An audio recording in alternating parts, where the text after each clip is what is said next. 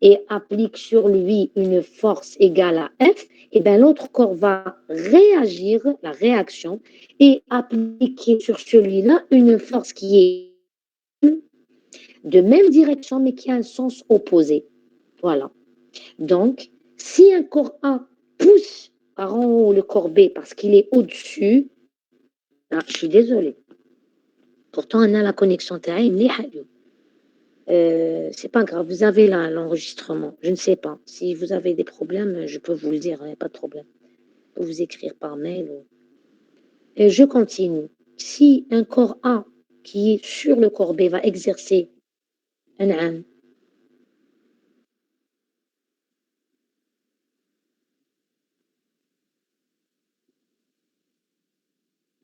ce n'est pas grave. Quand vous l'écouterez, vous me direz ce qui vous manque, d'accord? Donc, je continue. Si un corps A se trouvant sur un corps B exerce une force de contact CAB, eh bien, forcément, le corps B qui se trouve en bas va exercer une force de réaction. C'est une réaction à cause de en vertu de la troisième loi de Newton, qui s'appelle CBA, d'accord? C'est le contact de B sur A. Et la troisième loi de Newton nous dit que elle a le même module, elle a la même direction, mais elle est du sens opposé. Comment traduire mathématiquement une force qui a le même module, qui a la même direction, mais qui a un signe opposé? C'est exactement deux vecteurs opposés ou inverses. C'est donc c'est CAB égale moins CBA. Donc CAB que j'ai appelé C2 égale à moins CBA que j'ai appelé C1. Donc C2 c'est égal à moins C1. Et cette relation, ne la sous-estimez pas, parce que c'est grâce à cela que je vais avoir la valeur de C2. Parce qu'une fois que je dis que C2, c'est moins C1, donc C2 en module égale à C1 en module, et que je vais appliquer la relation d'équilibre au corps A, je vais avoir la valeur de C1. Et en vertu de la troisième loi de Newton, je vais savoir quelle est la valeur de C2. D'accord? Donc, c'est très important. Peut-être qu'on ne vous le dit pas quand on vous écrit que c'est CAB égale moins CBA, mais c'est comme a écrit votre camarade, la troisième loi de Newton, c'est la loi de l'action et de la réaction. Je continue donc. Je m'attarde parce que c'est le premier exercice où on traite des forces. La prochaine fois, j'irai vite. Aujourd'hui, je prends le temps de vous expliquer ces choses-là. Pourquoi c'est moins, pourquoi on a fait ça, pourquoi on trace les forces au milieu. Mais la prochaine fois, ça ira vite parce que je le précise une fois au début du traitement dynamique. D'accord? Donc, regardez. OK, c'est le point, c'est C2 qui est égal à moins C1. Ah, il y a une autre force qu'on a oubliée. On va en parler. Donc, on a parlé de l'action de A sur B, de la force F0, du poids. Mais il y a autre chose qui est l'action de la table sur le corps B, parce que le corps B se trouve sur la table. Donc, il pousse la table. Forcément que la table va réagir. Et c'est ce qu'on appelle la force de contact. Table, corps B. Et j'ai mis 0. C'est pas moi. 0, ça veut dire à l'équilibre, parce qu'on cherche tout ça, on le cherche à l'instant T0. Donc, on l'appelle C, le contact TB à l'instant T0. Parce que sachez que ce contact est différent si le corps est à l'instant de rupture de l'équilibre ou si le corps est en mouvement. C'est pour ça que vous avez des coefficients de frottement statique mu S et coefficients de frottement dynamique mu D qui sont différents. Ça veut dire que la force de contact est différente selon qu'on soit à l'instant de rupture de l'équilibre, ce que j'appelle CTB 0, c'est-à-dire le C3, le fameux C3 que j'ai dessiné ici, ou qu'on soit en mouvement. Et à ce moment-là, c'est le coefficient de frottement dynamique qui est pris en considération. D'accord? Donc, pourquoi la force possède une direction comme ça? Parce qu'il y a des frottements. S'il n'y avait pas de frottement, le contact serait la force de contact serait perpendiculaire à la table, ça serait une force de réaction, c'est une force de contact habituelle. Mais comme il y a un frottement, donc elle est penchée parce qu'elle a une composante parallèle au mouvement qui est opposée au sens du mouvement, d'accord? Votre force de contact a une composante parallèle qui est toujours contraire au sens du mouvement. Si la force F0 est par là, vers la gauche, eh bien le C3, il est comme ça. Parce que la force de contact parallèle, C3 parallèle, est toujours dans un sens opposé à celui du mouvement. Ici, le mouvement est celui de F0 parce qu'on tire la masse B, eh bien le C3, il est comme ça penché vers la gauche parce que sa composante parallèle, qui est la projection sur l'axe parallèle, doit être dirigée en sens contraire du mouvement. Et dans cet exercice, le sens du mouvement, c'est le sens de F0. Très bien. J'ai précisé, pareil, la prochaine fois, je ne donnerai pas tous les Madame, détails. Oui. pourquoi le vecteur de C3 cuir à la PB? Alors là, je vais vous dire, c'est une représentation, comment on appelle ça? Qualitative, كيفية. Mais je regarde, est-ce que ça a un sens? Alors, pourquoi? Parce qu'en fait, quelque part, هنا l'enseignant, je crois qu'il a pris en considération. علاش على كبيرة, regardez. Le كان ناخد P et B, je pense que si on fait la somme, on va trouver que c'est égal. D'accord? C'est une représentation qualitative. Ça veut dire, je n'ai pas pris en considération, même quand on se قصير, ما حسبونيش عليها. Pourquoi? Parce que c'est une représentation qualitative. C'est juste pour que je puisse écrire les formules. On chauffe un جهة, il est à gauche, puis il est vers le haut, vers le bas. Mais je pense, hein, puisque vous allez voir qu'en projetant, alors, sur l'axe, c'est moins PB, regardez, égal à 0. Ça veut dire que, en vérité, si je fais les choses exactement de façon quantitative, eh ben, la longueur de la projection de ces trois هذه, qui n'a de la projection sur l'axe vertical, c'est égal à PB, la longueur de PB, plus la longueur de C2. Est-ce que ça répond à votre question?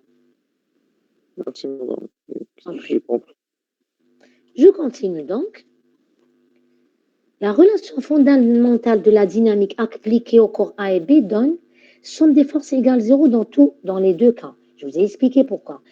Comme dans tous les cas, le corps A ne bouge pas parce qu'il n'y a pas de frottement entre A et B, et c'est que le corps B qui est tiré par la force F. Deuxièmement, je vous ai dit, à l'instant de rupture d'équilibre, c'est-à-dire il commence à bouger, mais nous on dit c'est un instant juste avant, epsilon, il n'a pas bougé. Donc je dis qu'à cet instant-là, la somme des forces est égale à 0. Voilà pourquoi je mets somme des forces égale à 0. Parce qu'il est en mouvement, mais juste après, il commence à bouger. Donc, je suis obligée de prendre l'instant limite. La rupture d'équilibre, c'est un équilibre limite. D'accord? Donc, j'écris que somme des forces égale 0 pour le corps A et pour le corps B. Attention, en résolution d'exercice de dynamique, si vous n'écrivez pas le corps qui est en question pour lequel vous appliquez et vous écrivez que c'est la relation fondamentale de la dynamique, on ne compte pas. On ne sait pas d'où vous avez sorti ça. Vous dites application de la relation fondamentale de la dynamique au corps A, ça donne ça, et au corps B, ça donne ça. Très bien. Donc, pour le premier, somme des forces, c'est PA plus 1 égale 0, relation vectorielle, à la Pour le corps B, c'est PB, le poids, C2, l'action de corps A sur le corps B, C3, l'action de la table, et F0, la force qui tire. Donc maintenant, qu'est-ce que je fais? Je projette sur les axes. Dans un mouvement pareil, d'après vous, quels sont les axes que je vais utiliser? Ben, je vais utiliser X, Y, parce que ça se fait dans un plan. X, je vais le diriger dans le sens du mouvement, comme ça je vais pas me casser la tête. Ce sera dans le sens de F0. Et Y, je le dirige vers le haut. Je peux aussi le diriger vers le bas, ça ne change rien. D'accord? Mais bon, je ne vais pas me casser la tête, je vais tracer X, ou Y, comme ça. Donc F0, il est dans le sens. Et le sens du mouvement, c'est le sens de OX, c'est le sens positif. Très bien. Qu'est-ce que je fais maintenant? Je projette. Je ne suis pas obligée de tracer OX et OY, c'est juste que je dois savoir pourquoi j'ai obtenu plus C1 et moins PA. Parce que regardez, je vais projeter C1 vecteur plus PA vecteur égale 0. Quand je projette sur OX, OY, le OY est dirigé vers le haut, le C1 est dans le sens de OY, donc ça me donne plus C1. Le PA est dirigé vers le bas, donc ça me donne moins PA. Donc c'est plus module de C1, moins module de PA égale 0. Donc, finalement, quand je le ramène par là, PA égale C1. Et bon, je sais que PA, c'est la masse du poids du corps A, donc c'est sa masse multipliée par G, c'est petit mg. Et c'est égal à C2. D'où ça sort ça? Ben, ça sort d'ici. Regardez, je vous ai dit que C1, C2 est égal à moins C1 en vecteur. Ça veut dire que le module de C2 est égal au module de C1 en vertu de la troisième loi de Newton. D'accord? Donc, j'ai calculé C1, j'aurais pu faire une autre ligne. C1 égale à moins C2 implique module de C1 égale module de C2. Donc, module de C2, c'est 1G. Mais ça, on l'a récapitulé en une seule ligne. Maintenant, je projette la relation fondamentale appliquée sur le corps B, sur les axes horizontal et vertical.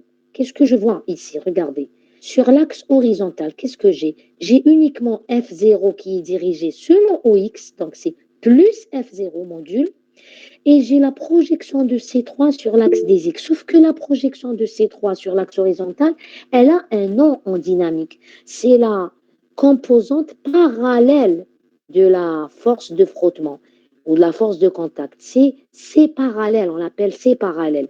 Et comme c'est C3, je vais mettre C3 parallèle. Au lieu de mettre CX et Y, je vais mettre C3 parallèle parce qu'elle a un nom en dynamique, c'est la composante parallèle. Et la projection sur l'axe des Y, c'est la composante perpendiculaire. C'est C3 perpendiculaire. Donc, regardez.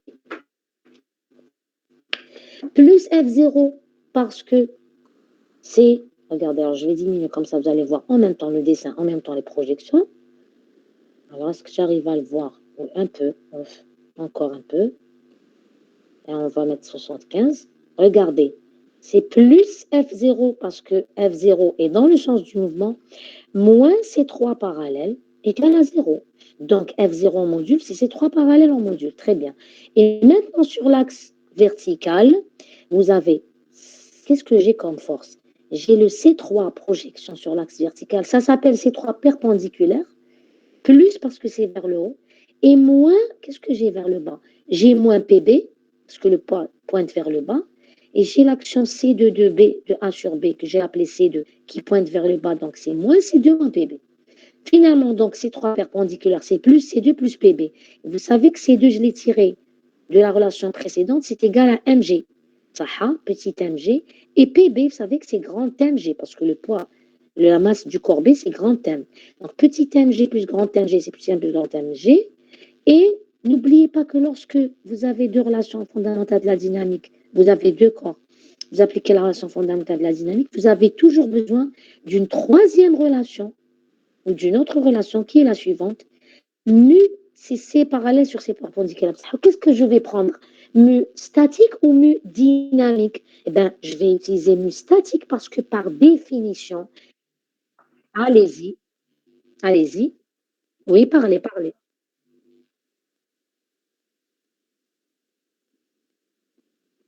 Alors, il y a un monsieur qui m'a dit, il est midi. Oui, je sais, on va quitter qui me l'a de la question et je quitte. Pas peine de me rappeler l'heure parce que j'ai l'heure qui pointe que dans l'ordinateur, toujours. Donc, merci pour le rappel, monsieur Z. Et je vais finir, hein, d'accord? Donc, c'est les explications qui prennent du temps. J'aurais pu finir l'exercice un ça a déjà. Donc, merci de me rappeler que je tarde à cause des explications. Bref, je vais rester calme. On peut donc écrire. Alors, le C parallèle, je n'ai pas sa valeur. Mais je sais que d'après la relation mu S, c'est C parallèle sur C perpendiculaire. Et je rappelle pourquoi c'est mu S.